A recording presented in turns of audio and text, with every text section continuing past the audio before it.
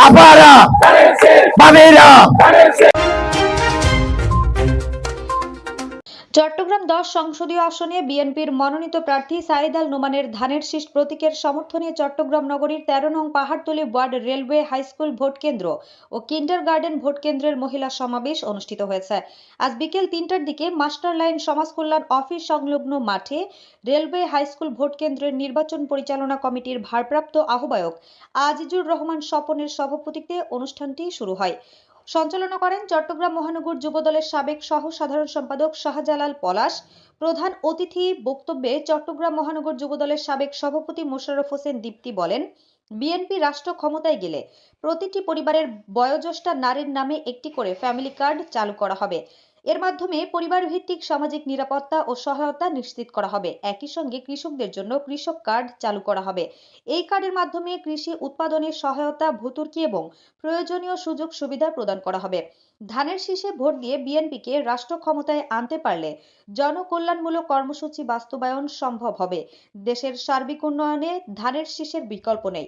অনুষ্ঠানে বিশেষ অতিথি হিসেবে বক্তব্য রাখেন খুলশী থানা যুবদলের সাবেক আহ্বায়ক হেলাল হোসেন হেলাল, মাস্টার লেন সমাজ কল্যাণ পরিষদের সভাপতি মাহবুব আলী, সাধারণ সম্পাদক Muktar Hossain, railway kindergarten school vote কেন্দ্রে আহ্বায়ক গোফরান চৌধুরী, সদস্য সচিব আব্দুল করিম। এতে বিএনপি নেতা নজরুল ইসলাম বাবুল, মাহবুবুর রহমান, আনোয়ার হোসেন, মুহাম্মদ আলমগীর, মোহাম্মদ মুস্তাফা, জামাল হোসেন, মোহাম্মদ রাসেল, মোহাম্মদ বাদশাহ, নুরুল ইসলাম, কবির, সোহেল, রহিম, জুয়েল, লিটন, শাকিল, গনি, আতিক সহ আরো অনেকেই। 71-এ দেখেছি তাদেরকে দেশের বিরুদ্ধে। আপনাদের যারা মুরব্বীরা আছেন, 86 সালে আমরা এরশাদের বিরুদ্ধে আন্দোলন করেছিলাম, সব দল ছিল। এই চট্টগ্রাম থেকে শেখ হাসিনা ওয়াজেদ বলেছিলেন যারা জাতীয় নির্বাচনে যাবে তারা জাতীয় বেঈমান হবে। চট্টগ্রামে সভা করে উনি ঢাকায় গিয়ে এরশাদের অধীনে নির্বাচনে গেছে, সাথে সাথে এই আমাদের জামাতের ভাইরাও এরশাদের অধীনে নির্বাচনে গেছে। 96 সালে বিএনপির বিরুদ্ধে একটা আন্দোলন হয়েছিল, অসহযোগ আন্দোলন করেছিল। সেই আন্দোলনে আওয়ামী লীগ আর জামাত পাশাপাশি একসাথে করেছিল। আমি কথাটা বলার উদ্দেশ্য হচ্ছে, বাংলাদেশকে যখন আমরা ঐক্যবদ্ধ করতে যাই তখন কারণে হোক অকারণে হোক তারা সবসময় দেশের বিরুদ্ধে রাজনৈতিক অবস্থান নেয়। আজকেও 5ই আগস্টের ছাত্র জনতার এই ঐতিহাসিক বিপ্লবের পরে আমাদের সামনে একটা সুযোগ এসেছিল দেশকে নতুন করে গড়ার, কিন্তু আজকে সেই সুযোগটাকে আমরা কাজে লাগাতে পারছি না। আজকেও তারা বাংলাদেশের বিরুদ্ধে ষড়যন্ত্র করছে। অনেক দেশি বিদেশি ষড়যন্ত্রকারীদের সাথে এরা হাত মিলিয়ে এরা মিথ্যা প্রপাগান্ডা করছে। ধর্মীয় লেবাসে আমার মা বোনদের কাছে গিয়ে বলছেন যে দাঁড়িপাল্লায় ভোট না দিলে আপনি জান্নাতে যেতে পারবেন না, অথবা ধর্মীয় আবেগ দিয়ে আপনাকে বিভ্রান্ত করার চেষ্টা করছে। অথচ দেখেন ওরা সারা জীবন স্লোগান দিয়েছে আল্লাহর আইন চাই, সৎ লোকের শাসন চাই। আজকে আপনি দেখেন তাদের নির্বাচনী যে ইস্তাহার দিয়েছে, বিদেশিদের কাছে তারা প্রতিশ্রুতি দিয়েছে বাংলাদেশে কোনো শরিয়া আইন বাস্তবায়ন তারা করবে না। আমি এখানে কোনো মিথ্যা বলছি না। যারা সৎ লোকের শাসন, কোরআনের শাসন চায়, ওরা বলতেছে কোনো শরিয়া আইন তারা করবে না। তাইলে ভাই বিএনপি, আওয়ামী লীগ, জাতীয় পার্টি, আমরা যারা বাংলাদেশের রাজনীতি করি, আপনি ইসলামী দল না, আপনি তো গতানুগতিক রাজনৈতিক দল, আসেন আমাদের সাথে রাজনীতি করেন। ধর্মীয় লেবাসটা কেন বলেন? আবার যখন হিন্দুদের পূজা মণ্ডপে যায় গিয়ে বলে যে রোজার পূজা নাকি এক, আবার বলে যে কৃষ্ণ, বিষ্ণু এবং মোহাম্মদ, মুসা, ঈসা এরা নাকি এক। ওই মানুষকে ঠকানো, হিন্দুদেরকে ঠকানো, মুসলমানদের জায়গায় গেলে বলে যে আপনি বেহেশতে যাবেন না, এরকম একটা প্রপাগান্ডা করছে। আরেকটা সবচেয়ে যেটা ভয়ঙ্কর কথা, সেটা বলছে যে আমরা নৌকাকেও দেখেছি, ধানের শীষকেও দেখেছি, এবার নাঙ্গলকেও দেখেছি, এবার আমরা অমুককে দেখবো। এই কথাগুলোই বলে আপনাদেরকে। ঠিক আছে, 52 বছর কিন্তু সরকার আসতে পারতেছে না। কেন পারতেছে না সেটা আপনারা জানেন। জামাত শিবিরের আরেকটি নাম আছে, সেটি হচ্ছে রক্ষাটা পার্টি নাকি। এটা কিন্তু এবার যদি ওরা যে উপায় তারা করছে ক্ষমতায় আসার জন্য, যদি আসে এই এই জামাত শিবির ক্ষমতায়, তাহলে কিন্তু এবার রক কাটবে না ভাই বোনেরা আমার, এবার কিন্তু আমাদের গলা কাটবে।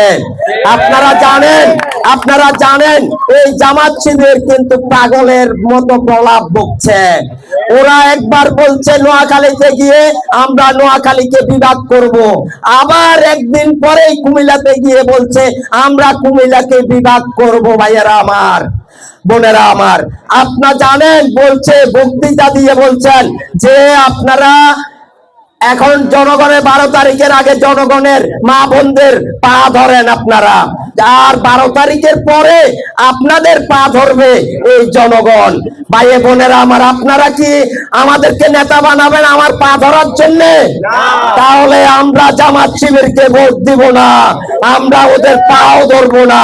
যে আশ্বস্ত করতে পারি অতীতে যদি টুকটাক কিছু হলো, কিন্তু আগামী দিনে এই এলাকায় কিছু হবে না। যদি কিছু হয় আপনারা এই জন্য হেলালের কাছে আপনারা আসবেন এবং হেলালি সব থেকে সব সমাধান করে দিবে।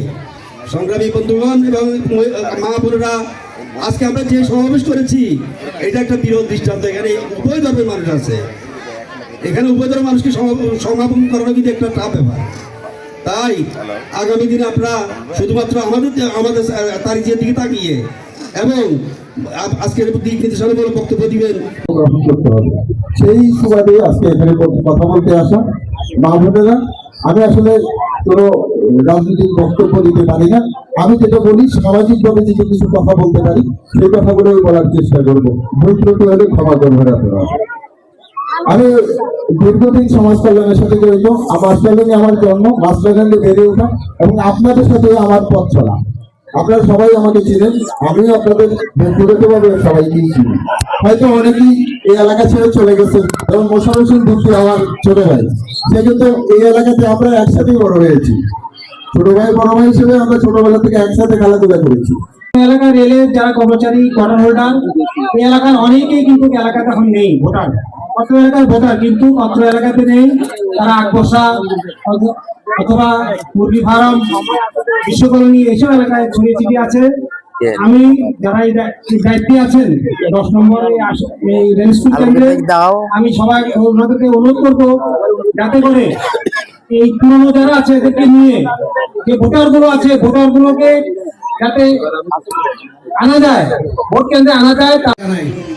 আমি একটাই কথা বলতে চাই, এই দেশে গুপ্ত আগামী 56 বছর ধরে তারা রাজনীতি করতেছেন, কিন্তু কোনো ফায়দা লুটতে পারেননি। কিন্তু বিগত 18 মাসের মধ্যে তারা যেই গুপ্তচরের মতো গুপ্তচুরি করতে শুরু করেছে, আমাদের মা বোনদেরকে আশ্বাস দিচ্ছে আপনারা যদি দানের শীষে ভোট দেন আপনারা জান্নাতে যেতে পারবেন। এটা ভুল ধারণা। জান্নাতের মানে একমাত্র আল্লাহ, আর দোজখের মালিকও আল্লাহ। জান্নাত দেওয়ার কিছুই নাই এখানে। ভোট দিবেন, সতর্ক থাকবেন, আপনার পাশের জন যেন অতি উচ্ছ্বসিত হয়ে জামাতের প্রতি আকর্ষিত না হয়। তাদের লোভনীয় অফার এগুলো আসলেই আপনারা বিশ্বাস করবেন না। এরা যেগুলো বলে অন্তরে এক, মুখে আরা। আপনার ইমানকে আপনি নষ্ট করবেন না। ত্রয়োদশ জাতীয় সংসদ নির্বাচনে সাইদাল নোমান ভাইকে ধানের শীষ মার্কায় ভোট দিয়ে জয়যুক্ত করবেন।